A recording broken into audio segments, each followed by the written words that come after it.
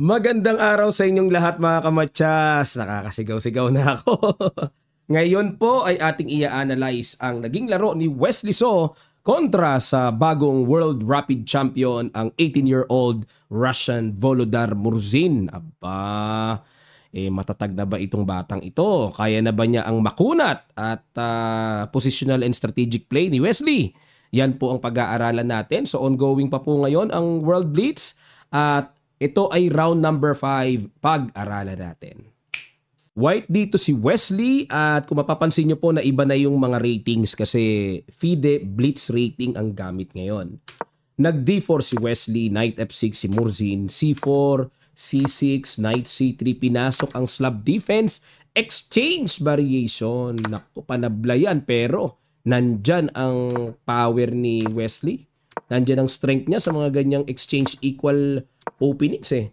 Bishop F5, Knight F3, E6, Bishop E2. Yan ang medyo dito may diskarte, no? Kasi mostly Bishop D3 yan, sinasalubong yung light square tapos magpapalit-palitan.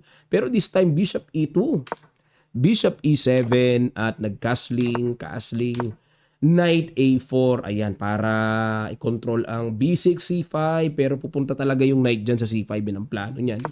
Knight D7, inabangan, at nag-A3, okay, para mag-B4 to support the plan, Knight C5, nag-Rook C8, B4, B5, sinabayan, pasok, yun, teka muna mga kamatsas, sorry po, atras muna itong B5, ang novelty, new line.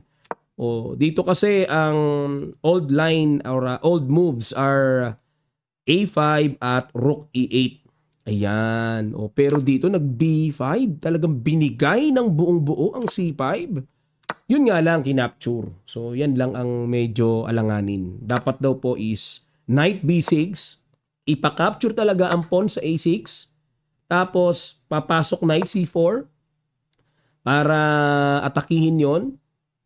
Bakit pag kinapture? Teka lang muna mga kamatsas, pasensya na po. Akin munang examinin ito. Kasi namang ng isang po ng puti eh. Tapos magkukwin D5. Malalim itong novelty. Itong idea na to. Novelty na tuloy nasabi ko. Malalim tong idea na to. Papa 1 pawn down ang black. Pero ang nakikita ko po dito is, ayun, yung pawn sa A3, parang ang gusto mangyari ng black is babalikan mamaya yan.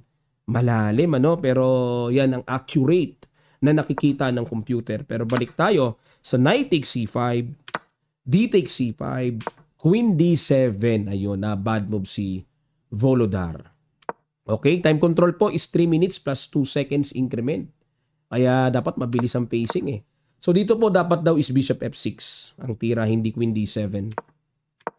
Nag Queen B3 at Bishop F6, Rook FD1. At time check tayo. Tingnan nyo po, grabe ka agwat ng lamang ng oras dito ni Wesley. Mabilis naman si Wesley. Bakit pag rapid eh medyo nababagalan?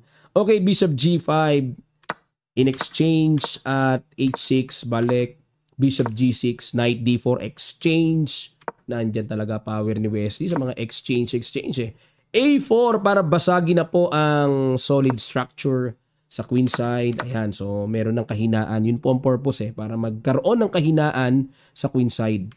Rook A1, inagawang A-file at tinapatan naman. Rook A8, Queen C3. Yan ang mga binibiling pa islog-islog dyan. Ano ibig sabihin ito?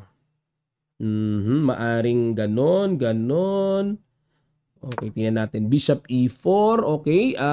Paramdam dito si Murzin na itong Bishop E4 ay pinoprovoke niya talaga si Wesley na tumira ng F3. Tapos babalik uli yan, Bishop G6.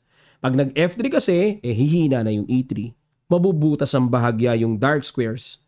Diba? Yan ang mga teknika, no? So, ang nakikita ko pang plano, ewan ko kung papatak, Queen E7 to G5, mga ganon. Pero bad mo bang binigay sa tira na yan? Dapat daw po is Rook takes A1, capture, and E5. Okay, yun ang accurate. Pero Bishop E4 tayo. Rook takes A8, Rook takes A8, and the Rook A1, Rook D8, nag-F3. Ayan, para ma-neutralize ang Bishop. Bumalik at kinapture na. So, lumalabas ay Bishop versus Knight. At nag-Rook A5. Okay, para i-pressure ang B5, Queen C7. So give up na dito si Volodar. Wala na siyang magagawa to protect the B5. So naghanap na lang siya ng way para makapasok, ayun, yung mga ganung butas na bunga ng pagkakatira ng F3. Rook takes B5 na bad move si Wesley. Dapat daw po is Queen E1, ayun, to protect the coming Queen G3. So yung B5 naman ay anytime mapipitas. Ayun, okay. So dito tayo sa Rook takes B5, nag-E5, atake muna, Knight E2, pasok, Rook D1 check. Mukhang nakaka-pressure pero bad move. Dapat daw po is Queen D7. I-threat yun. Okay. Malalim. King F2 and Bishop D3. Good move. Ayan. Nakapasok at naka-freeze yung knight. Kasi may mga check-check sa ilalim. Rook A5. Okay. Para back on track na ulit. And the Rook A1. Ayun. To neutralize the Rook. So, kaya ginood mo ba ng computer ang Rook A5? Nag-E4. Okay. So, bad move. Blitz po kasi mga kamatyas eh. Kumbaga, itong bad move na yan parang hindi na masyadong ganun kabigat yung pagka-bad move. Kasi may pasok ako nakikita mga ganun eh. So, interesting yan. Blitz yan eh. Pero kung accurate pag-uusapan natin, Rook B5 po ang accurate daw dito. Okay, so maaring atakihin tong B-pawn or Rook B3, mga ganun. So, balik tayo sa E4 at nag-Rook A1. Ayun, sa pagkairita ni Wesley sa Rook na nakapasok, nag-Rook A1. So, para ialis yan, i-neutralize. Pero mga kamatyas, blunderatious ang binigay ng computer dyan. So, ang mas mainam daw na tira is F4. Try to close the position as much as possible. Walang mga pasok-pasok na mga gulugulong ganon. Okay, kasi wala na nandyan na baka makatulong pa yung queen delikado na. So, F4 lang pala. Okay, nga lang nakakairita dito kung ako black.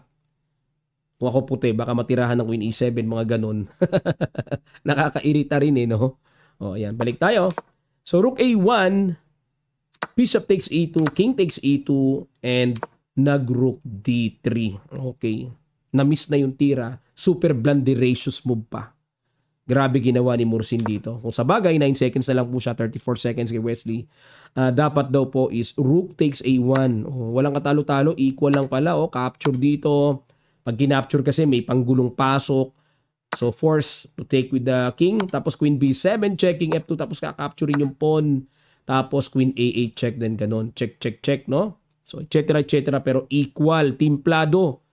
Pero mga kamatsas, ang ginawa po is nag-Rook D3 na miss ni Volodar. So, Queen takes C4. Wala tuloy siyang capture. Bitin yung tore niya. Nag-Queen D8. Ang plano po ay mag-Rook D2 check. So, dito po sa ganitong magulong position, ano kaya ang malinis na tira kung kayo po ang puti?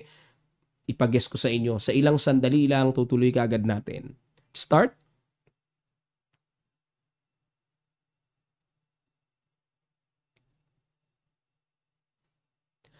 Maraming salamat po mga kamatyas. Congrats sa nakakita ng malinis na Queen takes E4. Kung minsan, kailangan nating magpa-check pero wala rin namang dating. Okay? Kasama po yan sa chess talaga So, nag-Rook D2 check. But after King F1, wala na pong kasunod. Okay? Ito ang kasunod. Rook A8. Yan ang delikading. Ngayon, pag nag-Rook D1, pagpalagay natin manggulo sa ilalim, capture, King F2, check lang, King G1, check, mauubusan po ng check. And pag naubusan ng check, grabe, massive 3 pawns advantage. Talagang totally, talong-talo, black dyan. Nadali dito ni Wesley, ang World Rapid Champion, ang kauna-unahang talo ni Murzin dito sa Blitz. Okay. So, mamaya pakita ko po sa inyo sa mga susunod nating uploads ang standing after day 1 or after round 13 ng kanilang Blitz. Tatapusin po kasi yung 13 rounds Mag-a-analyze pa tayo ng iba pang mga matinding games dito So, antabayanan nyo lang po. Maraming salamat sa inyong matyagang panonood. Sana natuto uli kayo. At sa mga hindi pa nakakapag-subscribe, subscribe na po kayo. Click notification bell all para lahat ng ating mga uploads ay mag-notify po sa inyo. Maraming salamat. Magkita-kita po tayo sa mga susunod pang chess updates.